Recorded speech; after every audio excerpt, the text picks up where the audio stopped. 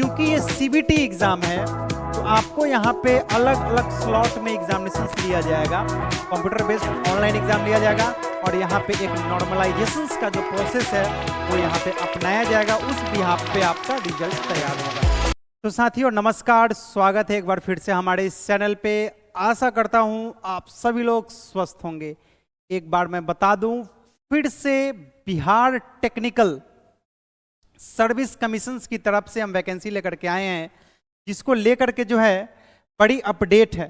ठीक है, तो बिहार तकनीकी सेवा आयोग की तरफ से एडवर्टीजमेंट है। तो जो भी कैंडिडेट हमारे इस वीडियो को देख रहे होंगे, चाहे जो भी व्यूअर्स देख रहे होंगे, अगर उनकी इच्छा है कि हम बिहार तकनीकी विभाग में जॉब पाएं तो उसके लिए जो है क्या कुछ एलिजिबिलिटी क्राइटेरिया रहेगी, उसके लिए क्या कुछ प्रोसीजर होंगे जो फॉलो करने होंगे, और फॉर्म एप्लीकेशंस की प्रतिक्रिया क्या है, फी डिटेल्स क्या है, हम सिलेबस क्या है, उन सभी चीज़ों पे हम चर्चा करेंगे इस वीडियो के माध्यम से।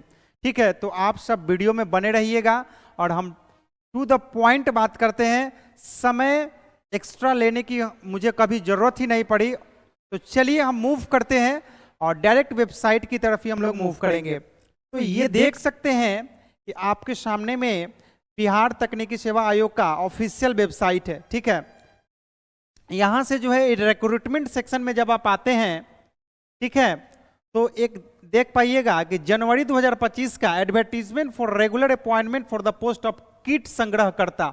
ठीक है, तो किट संग्रहकर्ता का जो है वैकेंसी आया हुआ है, जिसको लेकर के देखिए रजिस्ट्रेशन डेट 5 फरवरी से ही हो रहा है, रजिस्ट्रेशन एंडिंग डेट 5 मार्च। ठीक है, तो 5 मार्च का जो है इसका एंडिंग डेट है। तो आइए इसकी विस्तृत जानकारी के लिए हम लोग देख लेते हैं कि कौन एलिजिबल होंगे। ठीक है, इस वैकेंसीज को अप्लाई करने के लिए कौन कौन एलिजिबल होंगे उसकी चर्चा हम लोग करेंगे इस वीडियो के माध्यम से। तो चलिए देख लेते हैं। ये देखिए साथियों, ये आपका एडवर्टीजमेंट है जो कि बिहार तकनीकी सेवा आयोग का है, और देखिए यहाँ पे विस्तृत जानकारी दिया हुआ है। कीट संग्रहकर्ता के पदों पर नियुक्ति हेतु विज्ञापन। ठीक है, स्वास्थ्य विभाग का है, मैं पहले ही बता दूं, यहाँ पे क्लियर किया हुआ है कि स्वास्थ्य विभाग बिहार पटना के अंतर्गत कीट संग्रहकर्ता के रिक्त पदों पर नियमित नियुक्ति हेतु सामान्य प्रशासन विभाग बिहार पटना के माध्यम से प्राप्त अधियाचना के आलोक में सुयोग्य उम्मीदवार यानी कि जो एलिजिबल होंगे, ठीक है, उनके लिए जो है आवेदन मांगा गया है, जिसके लिए डेट जो है आपका आवेदन का डेट 5 फरवरी 2025 से 5 मार्च 2025 तक रखा गया है, और आवेदन जो है आपका ऑनलाइन आमंत्रित किया गया है। ठीक है, यानी ऑनलाइन अप्लाई करना है। अब नीचे देखिए क्या कुछ लिखा हुआ है। कीट संग्रहकर्ता, ये तो आपका पोस्ट रहेगा, और ये जो रहेगा आपका वेतनमान यानी कि पे स्केल 5200 का ग्रेड पे आपको मिलेगा। ठीक है, ग्रेड पे 1800 का, और आपका सैलरी जो बनेगा 5200 से 20,200 के बीच में।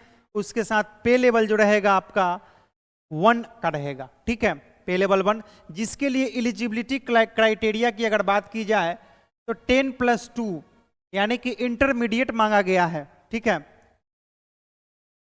तो अगर आपने 10+2 कर रखा है तो आपके लिए बहुत अच्छी अपॉर्चुनिटी है। इवन अगर आपने ग्रेजुएशन भी कर रखा है तो उसके लिए भी। तो जो भी इंटर से ऊपर जो भी कैंडिडेट होंगे, इंटरमीडिएट हो, ग्रेजुएट हो, पीजी हो, उन सभी के लिए जो है ये एक अच्छा मौका है। आपको यहाँ पे किट संग्रहकर्ता के रूप में उसके पदों पर जो है भर्ती होने के लिए आप लोग एलिजिबल होंगे। ठीक है, देखिए यहाँ पे टोटल सीट की अगर बात की जाती है, टोटल सीट में देखिए 18 जो है आपका अनारक्षित सीट है ना, 5 गो आपका आर्थिक रूप से कमजोर वर्ग के लिए है, और 10 जो है आपका अनुसूचित जाति के लिए है, और इस तरीके से जो है अत्यंत पिछड़ा वर्ग सभी को मिला करके अगर देखा जाए तो टोटल सीट आपका 53 है। ठीक है, तो 53 सीटें हैं, जिसको लेकर के यहाँ पे अपडेट दिया गया है, और 35% महिलाओं के लिए 36 आरक्षण देख सकते हैं। 18 में से डायरेक्ट 6 सीटें जो है महिलाओं के लिए आरक्षित कर दिया गया है। तो महिलाएं, अगर आप इस वीडियो को देख रहे होंगे, जितने भी वुमेन्स कैंडिडेट, फीमेल कैंडिडेट इस वीडियो को देख रहे हैं, तो उनके लिए ये जो है बहुत ही अच्छा अपॉर्चुनिटी है और इसको ग्रैब करने का। तकनीकी विभाग में है, साइंस ग्रेजुएट अगर आपने कर रखा है तो आप इसके लिए एलिजिबल है। अगर आपने आर्ट्स से भी इंटरमीडिएट कर रखा है तो आप यहाँ भी एलिजिबल है। ठीक है, तो इस चीजों को जो है यहाँ पे आप बखूबी रूप से समझ गए होंगे और अब हम आगे बढ़ते हैं।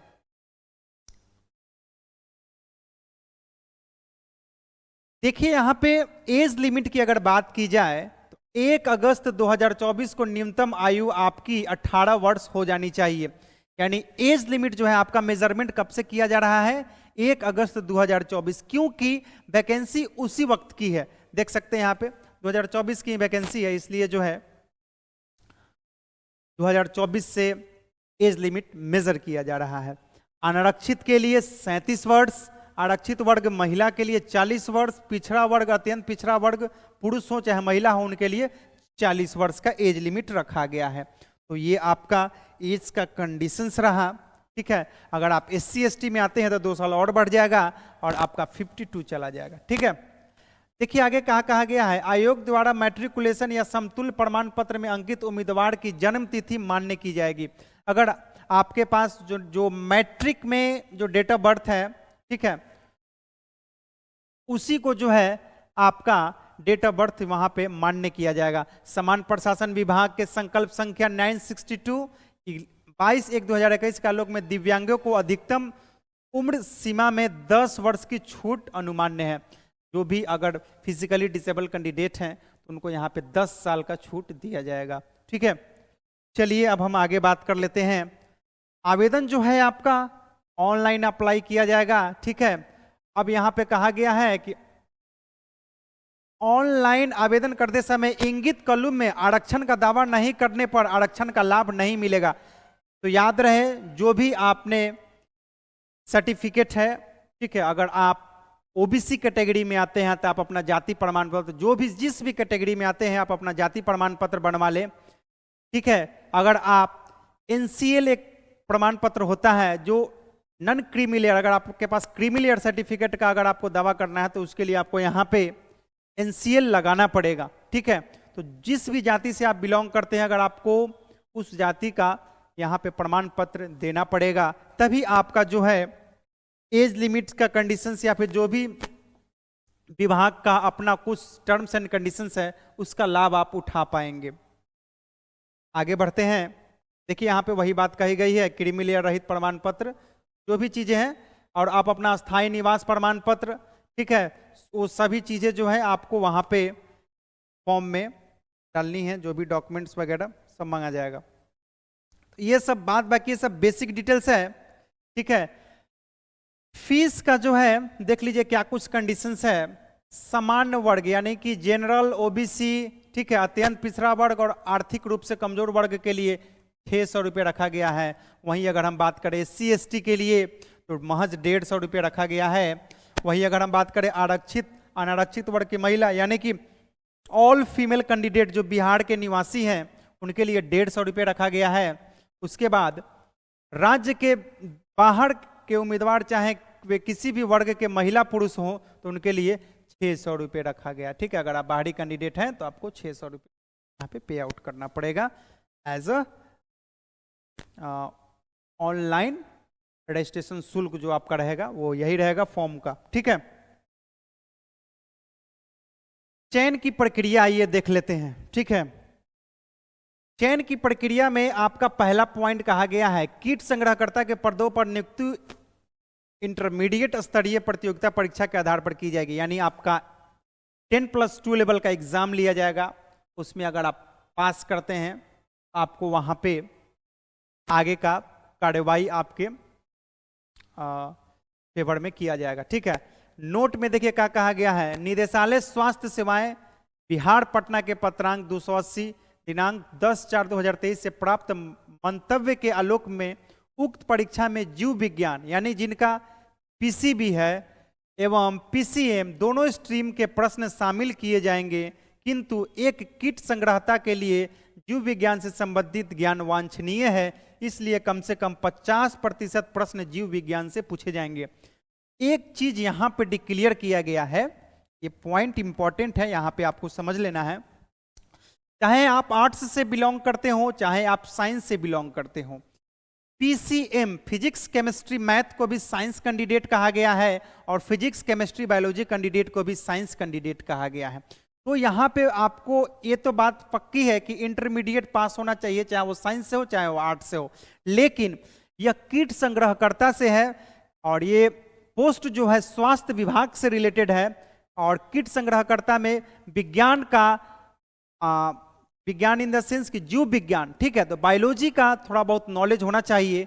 इसके लिए जो है यहाँ पे देखिए जीव विज्ञान से आपको 50% प्रश्न पूछे जाएंगे, ठीक है, तो उसकी आपको तैयारी करनी है। अब आगे देखिए परीक्षा का पाठ्यक्रम क्या रहेगा। बिहार विद्यालय परीक्षा समिति द्वारा निर्धारित इंटरमीडिएट स्तरीय पाठ्यक्रम के आधार पर प्रश्न पूछे जाएंगे, ये तो क्लियर हो गया। प्रतियोगिता परीक्षा में कुल प्रश्न आपको 100 अंक के प्रश्न होंगे, ठीक है, कुल 100 प्रश्न होंगे। सभी प्रश्न बहुविकल्पीय वस्तुनिष्ठ प्रकृति के होंगे, यानी कि सब के सब एमसीक्यू होंगे।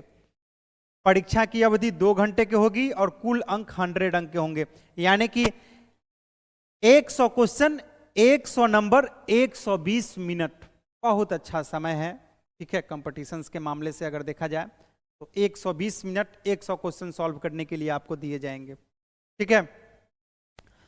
अब देखिए परीक्षा में इंटरमीडिएट स्तर तक के प्रश्न होंगे, जिसमें 50 प्रश्न जीव विज्ञान से संबंधित होंगे और प्रश्न पत्र हिंदी एवं अंग्रेजी दोनों भाषा में होंगे, इसलिए कोई दिक्कत नहीं है। उक्त परीक्षा 1 से अधिक पालियों में कंप्यूटर बेस्ड टेस्ट के माध्यम से आयोजित किया जाएगा एवं 1 से अधिक पालियों में परीक्षा आयोजित किए जाने के कारण परीक्षा परिणाम नॉर्मलाइजेशन की प्रक्रिया अपनाते हुए तैयार किया जाएगा। क्योंकि ये सीबीटी एग्जाम है तो आपको यहाँ पे अलग अलग स्लॉट में एग्जामिनेशन लिया जाएगा, कंप्यूटर बेस्ड ऑनलाइन एग्जाम लिया जाएगा और यहाँ पे एक नॉर्मलाइजेशन का जो प्रोसेस है वो यहाँ पे अपनाया जाएगा, उस बिहाफ पे आपका रिजल्ट तैयार होगा। इस चीज़ों को यहाँ पे बता दिया गया है कि नॉर्मलाइजेशन इसमें रहेगा और नॉर्मलाइजेशन तो आपको पते होगा, पीपीएससी का जो प्रोटेस्ट हुआ है उसमें आपको बखूबी रूप से पता होगा कि नॉर्मलाइजेशन क्या चीज़ होता है, ठीक है। तो एक बार मैं छोटा सा बता देना चाहता हूँ कि नॉर्मलाइजेशन एक सिंपल सा चीज़ है कि अगर सेम पेपर, ठीक है, सेम पोस्ट के लिए अलग अलग एग्जामिनेशंस अलग अलग स्लॉट में अगर लिया जाता है तो हो सकता है जैसे मॉर्निंग स्लॉट हुआ, इवनिंग स्लॉट हुआ, है ना, आफ्टरनून स्लॉट हुआ, तो उस तीन के तीन स्लॉट में जो है पेपर का जो लेवल होता है, पेपर का लेवल को बराबर करने के लिए नॉर्मलाइजेशन प्रोसेस को लाया जाता है, ठीक है। क्योंकि हो सकता है फर्स्ट शिफ्ट का पेपर टफ हो, सेकंड शिफ्ट का आपका पूरा लो आ गया, तो उस बिहाफ में तो जो फर्स्ट शिफ्ट में बच्चे बैठेंगे उनको तो कम नंबर उठा पाएंगे, इवन जो सेकंड शिफ्ट में बैठेंगे तो ज़्यादा नंबर उठा लेंगे। तो इसलिए बच्चों के बीच मतभेद ना हो, इसलिए नॉर्मलाइजेशन प्रतिक्रिया को अपनाया जाता है। आई होप कि आप लोग समझ गए होंगे। चलिए आगे देख लेते हैं। और बाद बाकी यहाँ पे जो चीज़ें हैं आप सबके सामने हैं और महत्वपूर्ण कुछ निर्देश दिया गया है, जिसको लेकर के कहा गया है कि ऑनलाइन आवेदन पत्र में योग्यता आरक्षण अंक प्रमाण पत्र यथा मैट्रिकुलेशन, यानी देखिए मैट्रिकुलेशन अंक का पत्र एवं मूल प्रमाण पत्र, यानी कि मार्कशीट भी और पासिंग सर्टिफिकेट भी यहाँ पे आपका लगेगा। इंटरमीडिएट का मूल प्रमाण पत्र, अंक पत्र एवं मूल प्रमाण पत्र, यानी इंटरमीडिएट का भी आपका लगेगा। औपबंधिक प्रोविजनल, ठीक है, जाति प्रमाण पत्र हो गया जो आपके पास है वो लगा देंगे, ठीक है। कास्ट सर्टिफिकेट हो गया, उसके बाद रेसिडेंशियल सर्टिफिकेट हो गया, निवास प्रमाण पत्र, बिहार राज्य के स्वतंत्रता सेनानी अगर आपके घर में कोई है तो उसका प्रमाण पत्र है तो लगा देना है। दिव्यांग अगर आपके पास डिसेबल कैंडिडेट है तो उसका प्रमाण पत्र लगाना है, ठीक है। अब बाद बाकी ये जो चीजें हैं ऑनलाइन करने के लिए, ठीक है, तो ऑनलाइन करने के लिए आपको ऑफिशियल वेबसाइट पे आ जाना है, ठीक है। ऑफिशियल वेबसाइट पे आएंगे तो इस तरीके का इंटरफेस रहेगा। यहाँ आपको जो है रिक्रूटमेंट वाले सेक्शन में आना है। देखिए यहाँ पे रिक्रूटमेंट लिखा हुआ है, तो रिक्रूटमेंट वाले सेक्शन पे जैसे ही क्लिक करेंगे तो इस तरीके का इंटरफेस आ जाएगा। और ये जो पहला जो आपका लिंक है जनवरी 2025 में जो आया है किट संग्रहकर्ता का, इसी के ठीक सामने देखेंगे तो यहाँ पे अप्लाई लिंक दिया हुआ है, अप्लाई लिंक पे आपको just as it is click करना है, ठीक है। उसके बाद रजिस्टर पे क्लिक करेंगे। रजिस्टर पे जैसे ही अगर आप क्लिक करेंगे उसके साथ इसको क्लोज कर देना है, पॉपअप आएगा तो भी एग्री कर देना है, ठीक है। अब आप यहाँ पे अपना first name, middle name, last name, ठीक है। उसके बाद अगर आपने नाम बदला है मैट्रिक में तो यस और नो कर देना है। डेट ऑफ बर्थ हो गया, ठीक है। जेंडर सिलेक्ट करना है। मोबाइल नंबर आपका confirm mobile number, alternate mobile number है तो उसके बाद ईमेल आईडी, याद रहे मोबाइल नंबर ईमेल आईडी एकदम वही देना है जो आपके पास अवेलेबल रहेगा, ठीक है, ज्वाइनिंग तक। उसके बाद जनरेट ओटीपी पे क्लिक करेंगे, ठीक है। उसके बाद एग्री पे कर देना है। उसके बाद कैप्चा फिल करके रीवेरीफाई कर देना है। तो होगा क्या कि उसके बाद ओटीपी आएगा, ओटीपी डाल करके आप इसको सबमिट कर देंगे तो आपको जो है यूजर आईडी पासवर्ड मिल जाएगा, ठीक है। जैसे ही यूजर आईडी पासवर्ड मिलेगा आप लोग लॉगिन कर पाएंगे और यहाँ से यूजर आईडी और पासवर्ड डालेंगे, कैप्चा डाल के लॉगिन कर लेंगे। लॉगिन करने के साथ आप लोग अपना पर्सनल डिटेल्स वगैरह सब कुछ फिलअप करना है और फी डिटेल्स तो आपको लास्ट में पता ही है जो चीज़ें हैं, फी डिटेल्स वगैरह सब डाल करके डॉक्यूमेंट वगैरह सभी चीज़ें अपलोड कर देना है, ठीक है। उसके बाद इसको रिव्यू कर लेना है फॉर्म को और फॉर्म को लास्टली सबमिट कर देना है, ठीक है। तो आई होप कि आपको ये सारी चीज़ें समझ में आ गई होगी कि प्रोसेस क्या रहेगा। एग्जामिनेशंस का प्रोसेस आपने समझ लिया, ठीक है। उसके बाद एलिजिबिलिटी क्राइटेरिया है आप उसने समझा, कैसे अप्लाई होगा ये चीज़ों को समझा, ठीक है।